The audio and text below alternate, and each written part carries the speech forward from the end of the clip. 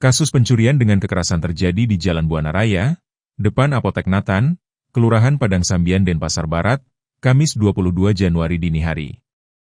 Peristiwa yang terjadi sekitar pukul 3.20 WITA ini, disorot publik setelah videonya beredar luas di media sosial.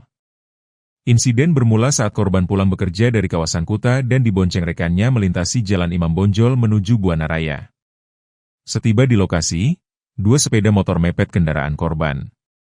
Salah satu pelaku menendang motor hingga korban terjatuh, sementara pelaku lain menarik tas pinggang korban. Kata sumber petugas, dalam kondisi jatuh di aspal, korban sempat dipukul sebelum tasnya dirampas. Kedua pelaku kemudian melarikan diri. Upaya pengejaran oleh rekan-rekan korban yang berada di sekitar lokasi tidak membuahkan hasil.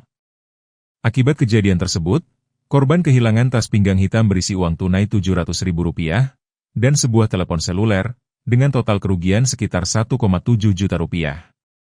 Sementara itu, Kasih Humas Polresta Denpasar, Ibtu IGD Adi Saputra Jaya mengungkapkan, laporannya telah masuk dan pelakunya masih diburu.